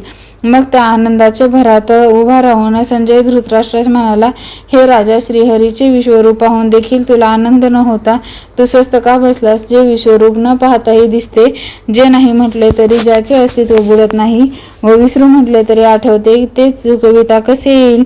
या आनंदाचा पूर जो आला तो पाहून काय चमत्कार आहे असे म्हणायला देखील अवकाश उरला नाही. त्या आनंदाचा महापूर माझेपणाची आठवणही घेऊन जात आहे. या प्रकारे करून श्रीकृष्णार्जुन संवादरूपी संगमात त्याने स्नान करून अहंतेला तिलांजली देऊन तिचा संबंध तोडला. त्या अनिवार्य आनंदात मोठा श्वासोश्वास टाकून सद्गतीत कंठ होऊन वारंवार हे कृष्ण असे संजय म्हणू लागला. ही संजयाची अवस्था पाहून त्यातील एकाही गोष्टीचा गंध धृतराष्ट्राच्या राजाच्या ठिकाणी नव्हता, म्हणून त्या आनंदाची कल्पनाही राजास येईना. इतक्यात झालेला जो सुखाचा लाभ तो आपल्या ठिकाणी दाबून संजय देहभानावर आला. त्यावेळेस धृतराष्ट्र राजा म्हणतो, संजय, माझा वेळ जावा म्हणून तुला येथे श्रीव्यासांनी बसविले असून ती गोष्ट न करता तू हा काय प्रकार मांडला आहेस. त्या व्यासमुनींनी तुला कोणत्या उद्देशाने बसवले आणि येथे ही भलतीच भाषणे काय बोलतोस. रानटी मनुष्यास एखादे मोठ्या महलात नेल्यावर त्याला जशा दाही दिशा उदास दिसतात किंवा उजाडले म्हणजे जशी निशाचरास रात्र होते, ज्याला ज्या गोष्टी अनुभव नाही तर त्याने ती गोष्ट भयंकर मानणे हे योग्यच आहे. म्हणून चांगल्या गोष्टीस वाईट गोष्ट म्हणणे हेही योग्यच होय. मग धृतराष्ट्र राजा म्हणाला की हल्ली जो हा कलह उत्पन्न झाला आहे त्यामध्ये शेवटी बा संजया कोणाला जय मिळेल. एरवी बहुत करून आमची अशी मनोदेवता धावते की दुर्योधनाचाच प्रताप सर्वदा जास्तीत आहे आणि पांडवाच्याच मनाने पाहिले असता आमचे सैन्यही दीडीने जास्त आहे, म्हणून खरोखर दुर्योधनाला जय मिळेल. आम्हाला तर असे वाटते.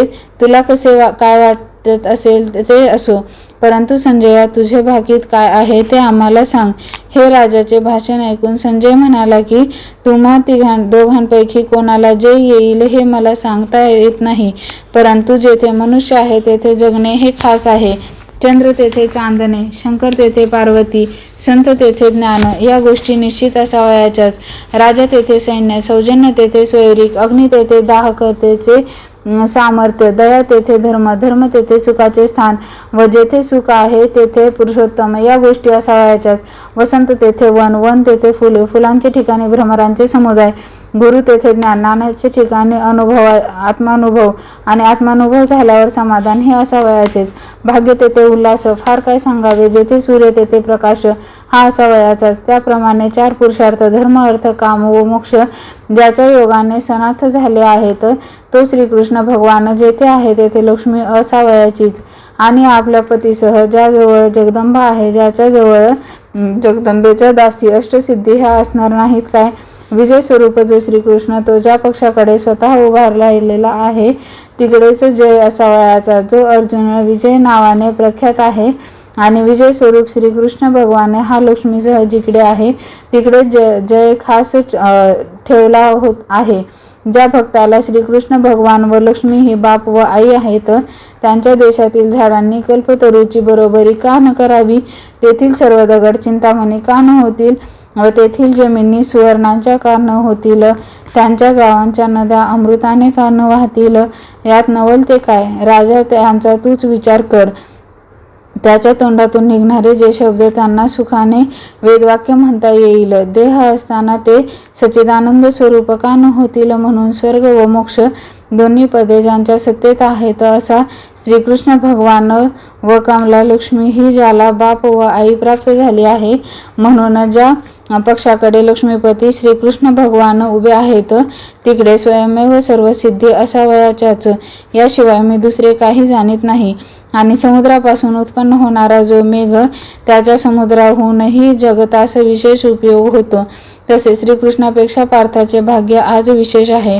लोखंडाला कणकाची दीक्षा देणारा परीचा हा गुरु खरा, परंतु जगताला व्यवहारात ज्याच्या सोन्याचा उपयोग होतो त्याचीच योग्यता विशेष मानली जाते. या उक्तीने गुरुत्वाला उणेपणा येतो असे कदाचित कोणी म्हणेल, तर अग्नीचा प्रकाश जो दीप त्याची प्रशंसा केली असता तो जशी अग्नीचीच होते, तशी देवांच्याच प्रसादाने पार्थाची शक्ती देवांहून विशेष आहे. परंतु पार्थाचीच स्तुती केली असता त्याचे देवाला विशेष गौरव वाटते आणि पुत्राने मला सर्व गुणांनी जिंकावे अशी बापास जी इच्छा असते, तीच श्रीकृष्णाची इच्छा परिपूर्ण झाली आहे. राजा, फार काय सांगू, कृष्ण कृपेने युक्त जो पार्थ तो ज्या बाजूला आहे तेच विजयाचे ठिकाण. याविषयी तुला संशय कशास पाहिजे?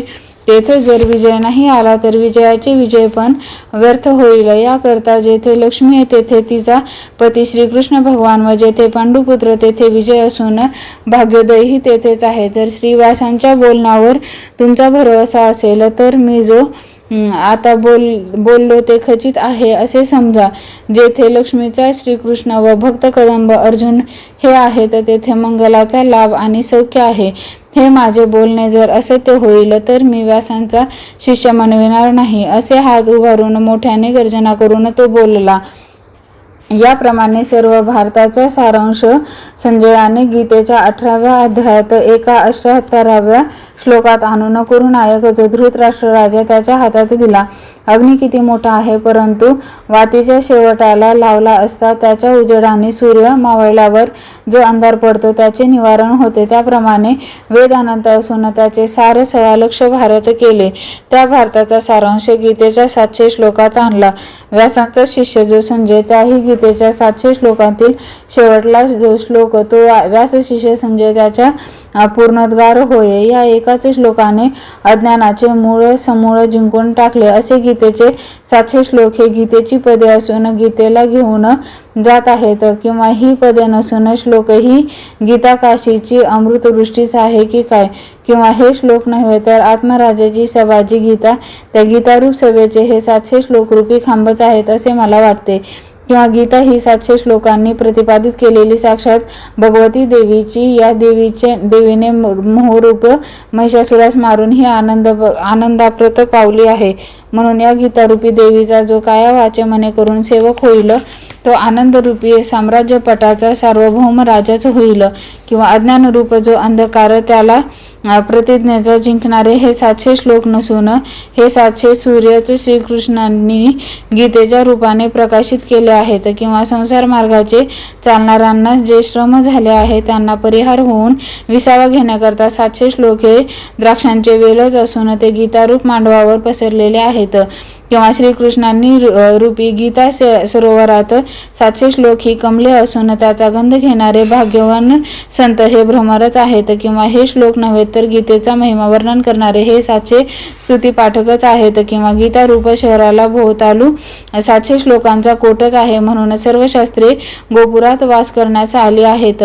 किंवा आपला पती जो आत्मा त्याला प्रेमाने आलिंगन देण्याकरता गीता ही श्लोकरूपी वाहू पसरून आबली आहे असे वाटते. किंवा गीतारूप कमलाचा गंध घेणारे हे श्लोक नसून भ्रमराचा आहेत असा, अथवा हे श्लोक गीतारूपी सागराच्या लाटाच आहेत. किंवा श्रीहरीचा गीतारूप ओढणारे हे घोडेच आहेत. किंवा गीता ही गंगा असून हिचे ठाई सर्व श्लोकरूपी तीर्थे नरावतार अर्जुन रूपी सिंहस्थ पर्वणी असल्यामुळे मिळावयास आली आहेत, किंवा या श्लोकपंक्ती नसून चित्ताला अचिंत्य जे ब्रह्म त्याची प्राप्ती करून देणारे चिंतामणीच आहेत, अथवा कल्पनातीत जे ब्रह्म ते प्राप्त करून देणारे हे कल्पतरूच आहेत. असे हे 700 श्लोक एकापेक्षा एक वरचढ आहेत. तर त्यात लहान मोठे अशा वेगळेपणाने कोणत्या श्लोकाचे वर्णन करावे? कामधेनूकडे बघितले म्हणजे जशी ती दुभती व आटलेली या गोष्टी संभवत नाहीत. दिव्यामध्ये अगोदरचा व मागचा कोणता व सूर्याकडे पाहिले म्हणजे धाकटा किंवा मोठा हे समजत नाही, आणि अमृत समुद्राला खोल किंवा उथळ हे म्हणता येईल का? कारण सर्वांची फळे एकच आहेत. त्याप्रमाणे गीतेच्या 700 श्लोकात पहिला व शेवटचा हे म्हणता येत नाही. पहा की सुवर्ण पारिजातकाच्या पुष्पात ताजी व शिळी असा भेद करता येईल काय? आणि श्लोकात कमी जास्तपणा नाही याविषयी काय सिद्ध करू? परंतु या गीताशास्त्रामध्ये सांगणारा व ऐकणारा या दोघात भेद नसून ते एक स्वरूप आहे. कारण या गीताशास्त्रात श्रीकृष्ण सांगणारे व अर्जुन हा श्रीकृष्ण रूप ऐकणारा या गोष्टी सर्वांना ठाऊक आहेत. या गीतेत अर्थांचे जे फल तेच पाठ करण्याचे धट लावून मिळते. म्हणून वाच्य आणि वाचक या दोघांनाही सारखीच योग्यता देणारे हे शास्त्र आहे. म्हणून त्या गीतेविषयी जास्त सिद्ध करण्याचे राहिले नाही, कारण गीता ही भगवंताची शब्दमय मूर्तीच आहे. इतर शास्त्रांचे वचन करून अर्थ समजल्यावर फलप्राप्ती झाली म्हणजे ते शास्त्र नाहीसे होते. तसे हे गीताशास्त्र नसून हे ओतप्रोत ब्रह्मस्वरूपच आहे. काय सांगावे? अर्जुनाचे निमित्त करून सर्व जगावर कृपा करण्याकरिता श्रीकृष्णांनी दुर्लभ असा ब्रह्मानंद सुलभ करून ठेवला आहे. असा पूर्ण कलायुक्त चंद्र चकोराच्या निमित्ताने प्रकाशित होऊन तिन्ही लोकांच्या तापाची निवृत्ती करतो, अथवा गौतमाच्या निमित्ताने कळी काळरूपी ज्वराने पीडित झालेल्या जीवांच्या दोषांची निवृत्ती होण्याकरिता श्रीशंकरांनी गंगा या मृत्यूलोकी पाठवून दिली. त्याप्रमाणे पार्थरूपी वत्साचे निमित्त करून श्रीकृष्णरूपी गायीने हे गीतारूप दूध देऊन सर्व जगाला संतोषित केले. या गीताशास्त्राचे ठिकाणी जीवाभावाने बुडी घ्याल तर गीतारूपच व्हाल, अथवा पाठरूपाने जिभेला जर श्रम द्याल तर गीतारूपच व्हाल. परिसाचे सामर्थ्य असे आहे की ती लोखंडाचे एके बाजूस लागला असता सर्व लोखंड आपोआपच सुवर्णमय होतो. तशी गीता पाठरूपी वाटीतील एका श्लोकाचे पद मुखाला लावाल न लावाल तोच ब्रह्मत्वाची पुष्टी अंगात येईल. अथवा गीता पाठ करण्याविषयी तोंड वाकडे करून जर कुशीवर वळाल तर ती अक्षरे कानात पडली तर त्यांचेही फळ तेच येईल.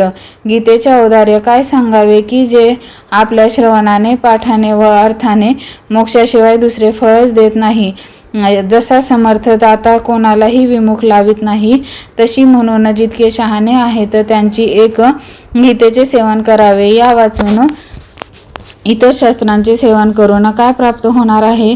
आणि श्रीकृष्ण व अर्जुन यांनी जे नुसते संभाषण केले ते श्रीव्यासांनी हातात घेता येईल तितके सुलभ केले. मुलाला आई प्रेमाने जेवू घालण्यास बसली म्हणजे त्याला जसे गिळता येतील तसे लहान घास करते, किंवा अफाट जो वायू तो आपल्या हातात यावा म्हणून शहाण्यांनी जशी पंख्यांची योजना केली, तसे शब्दाने जे कळवायचे नाही त्यांचे अनुष्टुभ छंद करून स्त्री शूद्र आदी करून सर्वांच्या बुद्धीला ते सुलभ करून ठेवले.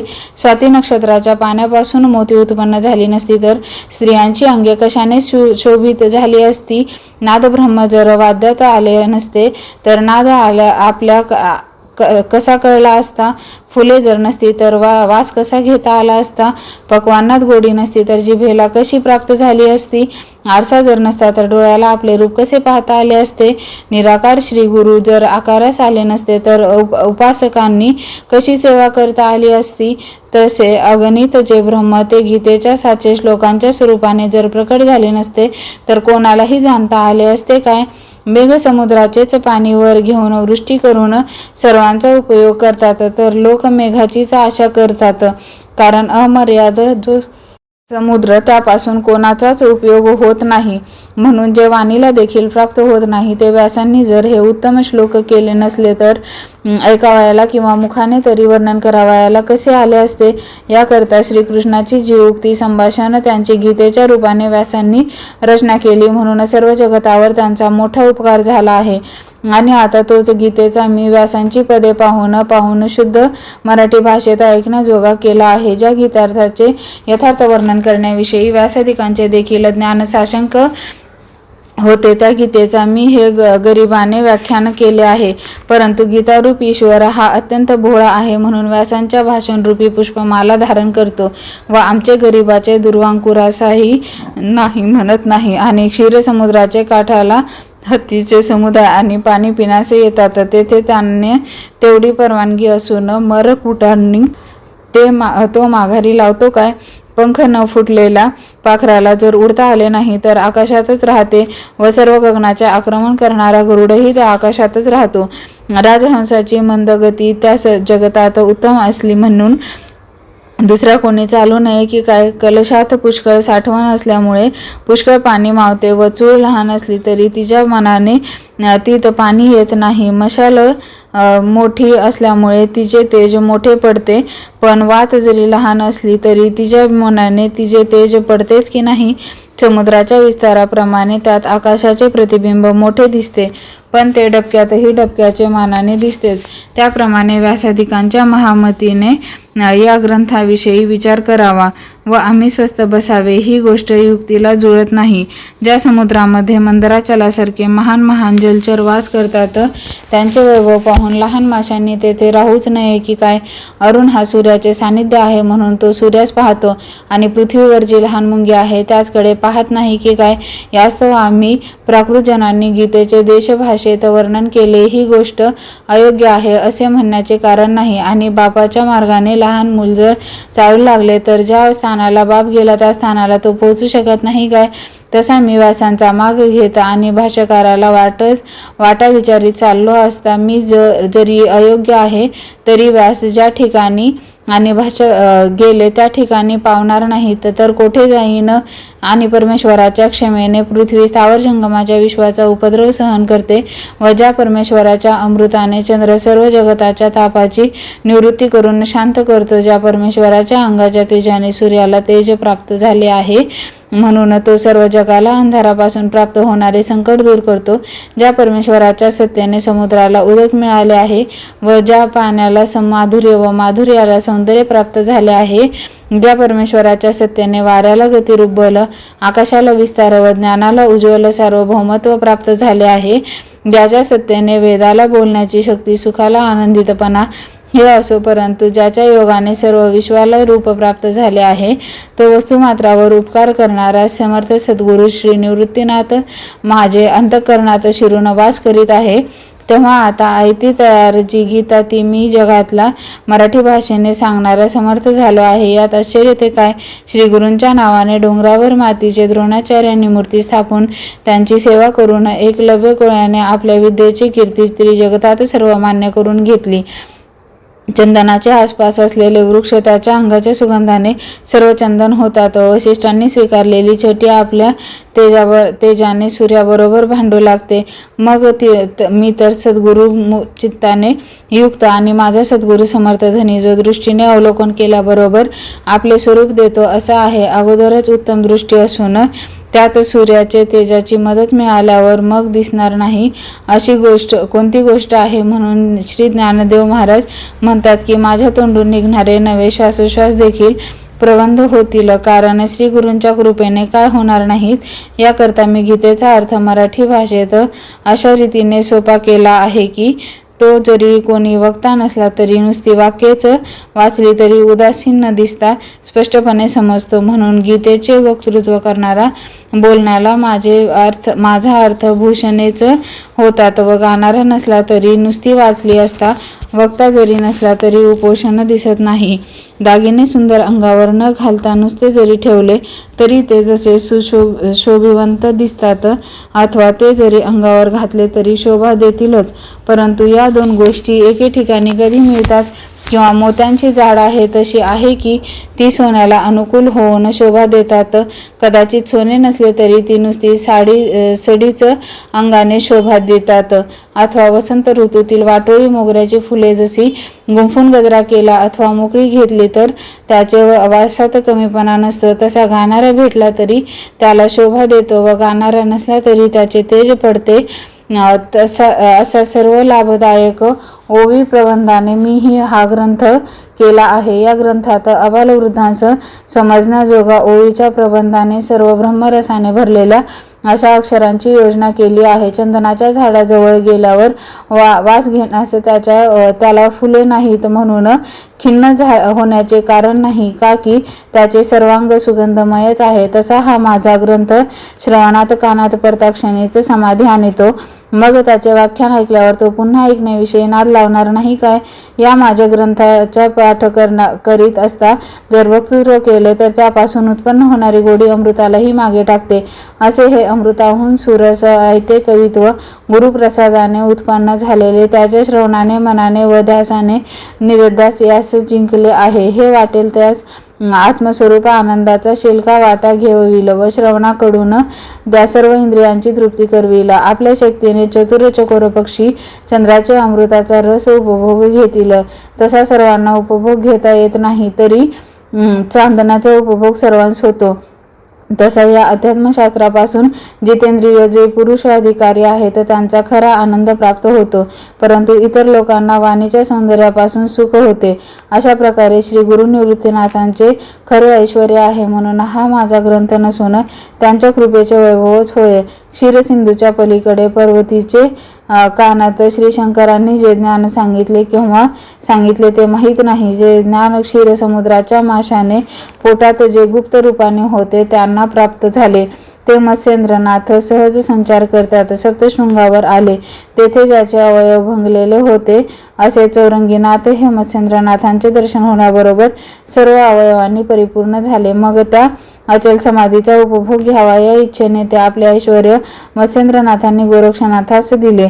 त्या मत्स्येंद्रनाथांनी योगरूपी कमलिनी धारण करणारे सरोवर व विजय विध्वंस करणारी महशूर असे जे गोरक्षनाथ त्याजले आपले योग ऐश्वर्याचे पदावर बसवून राज्याभिषेक केला. त्यानंतर शंकरापासून परंपरेने आलेले अद्वयानंद सुख ते गहिनीनाथ यांनी गोरक्षनाथापासून संपूर्ण संपादन केले. मग कलीने सर्व भूतांचा ग्रास केला आहे असे पाहून गहिनीनाथांनी श्री निवृत्तीनाथांना अशी आज्ञा केली की आदि गुरु शंकरापासून शिष्य परंपरेने जे हे बोधाचे ऐश्वर्य आमचे कुलात प्राप्त झाले आहे ते तू घेऊन कलीने त्रस्त झालेल्या जीवांना दुःखापासून सर्व प्रकारे मुक्त कर. अगोदर श्री निवृत्तीनाथ हे दयाळू असून त्यात श्री गुरु आज्ञा झाल्यावर त्यास परमानंद झाला. जसा मेघ वृष्टी करण्याविषयी स्वतः उत्सुक असून त्यातच वर्षाकाळ आल्यावर तो अत्यंत खवळतो, तसा मग पीडित झालेल्या जनांना दुःखापासून सोडवावे या कळकळीने गीतेचा अर्थ करण्याचे मिशाने ब्रह्मरसाचा जो त्यांनी वर्षाव केला तो हा ग्रंथ होय. तेथे मी चातकासारखा गुरुचा प्रसाद प्राप्त व्हावा अशा इच्छेने करून बसलेला अनन्य शिष्य पाहून मजवर त्यांनी कृपा केली म्हणून मी या यशास प्राप्त झालो. अशा प्रकारे करून गुरुपरंपरेने प्राप्त झालेले समाधी धन एके ठिकाणी बांधून श्री निवृत्तीनाथांनी मजला दिले. एरवी मी अध्ययन केले नाही व काही ऐकलेही नाही व तसेच स्वामींची सेवा करण्याचेही मला ज्ञान नाही. मग ग्रंथ करण्याची योग्यता कुठून येणार? परंतु वास्तविक पाहिले असता श्री गुरूंनी माझे निमित्त करून जो ग्रंथ केला त्या योगाने सर्व जगाचे संरक्षण झाले आहे. याचकरता मी पुरोहिताप्रमाणे जे काही न्यूनाधिक बोललो असेन ते तुम्ही आईप्रमाणे सहन करा. शब्दांनी रचना कशी करावी, याचाच अर्थ कसा चढता करावा व अलंकार कशास म्हणतात हे मला माहितीही नाही. कळसूत्री बाहुले जसे सूत्रधाराने हलवल्याप्रमाणे हालते तसे माझ्या गुरूंनी जे जे अंतःकरणात प्रकाशित केले ते मी बोललो. म्हणून माझ्या ग्रंथातील गुण दोष सहन करा असे मी म्हणत नाही, कारण गुरूंनी माझ्याजवळ ठेवलेले जांगड ग्रंथ मी आपल्या पुढे मांडला आहे आणि तुम्ही संतजनांच्या सभेत एखाद्या गोष्टीचा उणेपणा नाहीसा न होईल तर लढिवाळपणे तुम्हावर दोष येईल. लोखंडाचा कमीपणा परिसाच्या स्पर्शाने जर सहज नाहीसा होणार नाही तर त्याचा दोष कोणाकडे येईल? अहोराने इतकेच करावे की गंगेस जाऊन मिळावे. मग जर त्याला ती आपल्यात स्वीकार करून न घेता येईल, पवित्र न करील तर त्याचकडे काय दोष? म्हणून महाभाग्याच्या योग्याने मी तुम्हा संतजनांच्या पायाजवळ आलो आहे. तर आता या जगतात मला काय कमी आहे? अहो काय सांगावे, माझ्या गुरूंनी तुम्हाला संतजनांची भेट करून दिली, त्या योगे माझ्या सर्व इच्छा परिपूर्ण झाल्या. असे पहा की तुमच्यासारखे अनुकूल माहेरघर मला मिळाले, म्हणून हा ग्रंथ करण्याचा माझा छंद सिद्धीस गेला. एरवी सर्व पृथ्वीवर निखळ सोन्याची करता येईल व कुलपर्वती चिंतामणी करता येईल. 7 समुद्र अमृताने भरण्याचेही सोपे आहे. ताऱ्यांची चंद्र करणे हेही कठीण होय. कल्पतरूचे बाग लावण्यात काही कठीण नाही. या सांगितलेल्या सर्व गोष्टी तपाच्या बळाने करता येतील. परंतु गीतेच्या अर्थाचे वर्म गुरुप्रसादाशिवाय समजावयाचे नाही. तो मी सर्व प्रकारे मुका असून गुरुच्या कृपेने गीतेचा अर्थ मराठीत अशा रीतीने केला आहे की सर्व लोकांना प्रत्यक्ष डोळ्यांनी दिसावा व त्यांच्याच कृपेने एवढा ग्रंथरूपी सागर तरुण पलीकडे कीर्तिरूप विजयाचा झेंडा नाचविला. गीतेचे अर्थरूप देवालय 18वे अध्यायरूपी कळसा सुद्धा रचून त्यात श्री गुरूंचे लिंग स्थापन करून याची पूजा केली. गीता ही निष्कपट आई असून मुमुक्षु ही तिची लहान पोरे व तिची चुकामुक पडून जी सैरावेरा हिंडतात त्या मायलेकरांची गाठ पाडणे हे तुम्हा संतजनांचा धर्म आहे. ज्ञानदेव म्हणतात की तुम्ही संतजनांनी जी कृपा केली व त्यामुळे मी जे बोललो ते अल्प नव्हे. फार काय सांगू, हा ग्रंथाचा शेवटास गेल्यामुळे मला माझ्या सर्व पूर्वपुण्याचे फळ तुम्ही प्राप्त करून दिले आहे. मी तुमच्यावर भरवसा ठेवून जी जी इच्छा केली ती सर्व तुम्ही पुरवून मी सुखास पात्र झालो. हे गुरु, तुम्ही माझ्याकरता जी गीतार्थरूप ग्रंथाची नवी सृष्टी केली ती पाहून आम्ही विश्वामित्राच्या सृष्टीला हसतो. कारण ती नाशवंत सृष्टी त्रिशंकू राजाच्या उद्देशाने ब्रह्मदेवास कमीपणा आणावा या हेतूने विश्वामित्रांनी उत्पन्न केली. तशी ही आपण केलेली सृष्टी नाशवंत नसून शाश्वत आहे. शंकरांनी आपला भक्त उपमन्यू याच्या ममतेने त्याच्याकरता क्षीरसागरही उत्पन्न केला. तर जर या ग्रंथाच्या बरोबर आहे म्हणावे तर तो विषगर्भ आहे.